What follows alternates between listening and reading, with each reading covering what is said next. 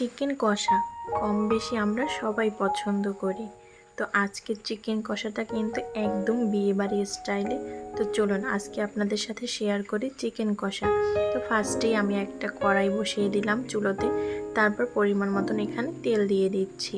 আর তেলের মধ্যে এখন আমি সামান্য পরিমাণে লবণ এবং হলুদের গুঁড়া মিক্স করে নেব, কারণ এখানে ফার্স্টে আমি আলুগুলো ভেজে নেব।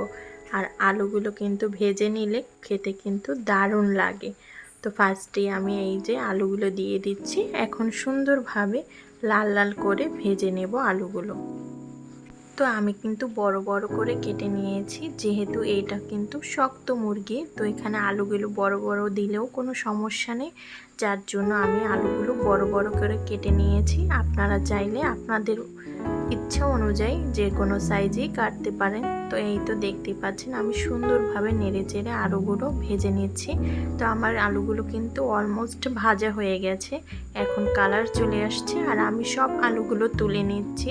তো এই তেলটার ভিতরেই আমি কিন্তু চিকেনটা রান্না করব। তো আমি সব গরম মশলা দিয়ে দিয়েছি, এখানে দারচিনি, এলাচ, লং, তেজপাতা আর ছিল শুকনো মরিচ, আর সাথে কিন্তু আমি এখানে গোলমরিচটাও অ্যাড করেছি। তো পেঁয়াজ দিয়ে দিলাম, পেঁয়াজ কুচিটা, আর এই মশলাগুলো কিন্তু সাথে আমি লাল লাল করে ভেজে নেব। এইভাবে কিন্তু পেঁয়াজটা আগে ভেজে নিলে তরকারির কালারটা কিন্তু খুব সুন্দর আসে। তো এখানে আমি দিয়ে দিলাম আদা বাটা আর পেঁয়াজ রসুন বাটা। আদা বাটা আমি 1 চামচ পরিমাণে দিয়েছি, আর পেঁয়াজ রসুন বাটাটা আমি 2 চামচ পরিমাণে দিয়েছি।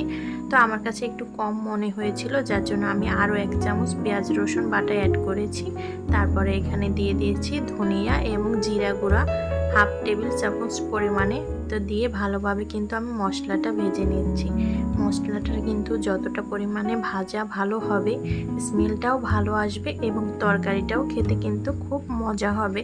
তো আমার মশলা ভাজা হয়ে গেছে, এখানে আমি গুঁড়ো মশলাগুলো অ্যাড করে দেব। তো এখানে দিয়ে দিয়েছি 1 চামচ পরিমাণে হলুদের গুঁড়া আর 2 টেবিল চামচ পরিমাণে মরিচের গুঁড়া আর স্বাদ অনুযায়ী লবণ। যেহেতু আমি এখানে ভাজার সময় আলুগুলো কিছুটা লবণ দিয়েছিলাম, সেই আন্দাজ অনুযায়ী আমি এখানে লবণটা দিয়ে দিলাম। তো নেড়ে চেড়ে মশলাগুলো এখন আমি ভালোভাবে মিক্স করে নিয়েছি, দেখতেই পাচ্ছেন। আর এখন মশলাটা কষানোর জন্য আমি পরিমাণ মতন পানি দিয়ে দিচ্ছি, আর পানিটা দিয়ে আমি ভালোভাবে মিক্স করে নিচ্ছি, দেখতেই পাচ্ছেন। এখানে মশলাটা কিন্তু ভালোভাবেই কষাতে হবে, যেহেতু হলুদ মরিচের আলাদা একটা স্মেল থাকে, যার জন্য এখানে ভালোভাবে কিন্তু মশলাটা কষাতে হবে। আর আমি মশলাটা কিন্তু সুন্দরভাবে কষিয়ে নিয়েছি, তেলটা ছেড়ে দিয়েছে। তো এখানে আমি একটা ঘরোয়া মশলা ইউজ করছি, যেটার কারণে এটা কিন্তু বিয়েবাড়ির স্টাইলে খেতে হবে। এখানে বাদাম, কিশমিশ আর ছিল জয়ফল আর জয়ত্রী আমি একসাথে ব্লেন্ডার করে নিয়েছি, আর সাথে একটু টমেটো কেচাপ দিয়ে দিয়েছি। এখন এই মশলাটা দিয়ে ভালোভাবে নেড়ে চেড়ে আমি ভালোভাবে কষিয়ে নেব। তো দেখতেই পাচ্ছেন আমি ভালোভাবে মিক্স করে দিয়েছি। এটা মিক্স করার পরে এখানে সামান্য পরিমাণে পানি দিয়ে এই মশলাটা কিন্তু আরেকটু ভালোভাবে কষিয়ে নিব নেড়ে চেড়ে। তো দেখতেই পাচ্ছেন আমি সুন্দরভাবে নেড়ে চেড়ে কিন্তু মশলাটা কষিয়ে নিচ্ছি। আপনারাও এভাবে সুন্দরভাবে মশলাটা কষিয়ে নেবেন। মশলাটা যতটা কষানো ভালো হবে, তরকারিটাও কিন্তু ততটাই দারুণ হবে।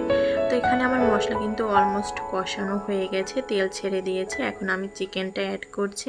এখানে কিন্তু চিকেনের যে স্কিনটা আছে ওটা কিন্তু আমি ইউজ করছি না, ওটা আমি পরে দেব, চিকেনের সাথে দেব না। একটু কষানো হলে, চিকেনটা একটু নরম হয়ে আসলে তারপরে দেব, তাহলে কিন্তু স্কিনটা একটু শক্ত শক্ত থাকে। আমাদের বাসায় এভাবেই খেতে পছন্দ করে, স্কিনটা একটু শক্ত থাকলে, যার জন্য আমি ওভাবেই রান্না করছি। আপনারা চাইলে চিকেনের সাথেও দিয়ে দিতে পারেন। তো এই তো আমার মশলার সাথে চিকেনটা মিক্স করা হয়ে গেছে, এখন ঢাকনা দিয়ে আমি ভালোভাবে কষিয়ে নেব। তো আমি 5 মিনিট কষিয়ে নিয়েছি, আর দেখেন চিকেন থেকে কিন্তু অনেকটাই পানি বের হয়ে গেছে। এই পানিটা দিয়ে কিন্তু আমি চিকেনটা ভালোভাবে কষিয়ে নেব। তো আমি সুন্দরভাবে নেড়ে চেড়ে আবার একটু কষিয়ে নিচ্ছি, দেখতেই পাচ্ছেন এই যে অনেকটাই কিন্তু পানি বের হয়ে গেছে চিকেন থেকে। তো দেখতেই পাচ্ছেন সুন্দরভাবে নেড়ে চেড়ে দিচ্ছি, তারপর কিন্তু আমি আবার ঢাকনা লাগিয়ে এটা কষিয়ে নেব। তো এই তো আমি ঢাকনাটা লাগিয়ে কষিয়ে নিচ্ছি, দেখতেই পাচ্ছেন। ঢাকনা তুলে বারবার আমি নেড়ে দিচ্ছি, কারণ যাতে চিকেনটা তলায় না লেগে যায়।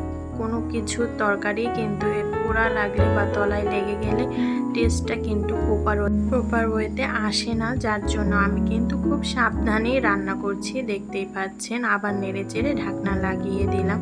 তো আমার চিকেনটা কিন্তু অলমোস্ট কষানো হয়ে গেছে, অনেকটাই সেদ্ধ হয়ে গেছে। এখন আমি এখানে গরম পানি দিয়ে দিচ্ছি। আপনারা যে কোনো তরকারি রান্না করলে কিন্তু গরম পানিটা ইউজ করবেন, তাহলে কিন্তু টেস্টটা বজায় থাকে। তো যতটুকু পরিমাণে পানি লাগে চিকেনটা সেদ্ধ হওয়ার জন্য, সেই অনুযায়ী আমি বুঝে 2 কাপ পরিমাণে এখানে পানি দিয়ে দিয়েছি। আর এখন আমি এখানে চিকেনের যে স্কিনটা ছিল সেটা অ্যাড করে দেব। তো এখানে চিকেনটাও সেদ্ধ হবে আর স্কিনটাও সেদ্ধ হবে, আর সাথে আমি আলুগুলো অ্যাড করব একটু পরে, এটা সেদ্ধ হওয়ার পরে। তো ঢাকনা লাগিয়ে দিলাম। প্রায় 15 থেকে 20 মিনিট আমি এখানে জাল করে নিয়েছি। এখন ঢাকনা তুলে একটু নেড়ে চেড়ে দেবো। দেখতেই পাচ্ছেন কিন্তু চিকেনটা সেদ্ধ হয়ে গেছে, লুক দেখেই বোঝা যাচ্ছে। তো এখানে আমি এখন আলুগুলো অ্যাড করে দিচ্ছি। প্রায় 90% কিন্তু চিকেনটা সেদ্ধ হয়ে গেছে। তো আলুটা দিয়ে দিলাম। এখন আমি 100% আর কি সেদ্ধ করে নেব। তো এখানে কিছু কাঁচামরিচ অ্যাড করলাম। কাঁচামরিচটা অ্যাড করলে কিন্তু ফ্লেভারটা খুব ভালো আসে। আর আমার চিকেনটাও কিন্তু অলমোস্ট হয়ে গেছে। দেখতেই পাচ্ছেন মাশাআল্লাহ একটা লুক আসছে, দেখেই খেতে ইচ্ছে করে, লোভনীয় একটা স্বাদ। তো আপনারা চাইলে এরকমভাবে চিকেন রান্না করে খেতে পারেন। সবাই ভালো থাকবেন, সুস্থ থাকবেন। আল্লাহ হাফেজ।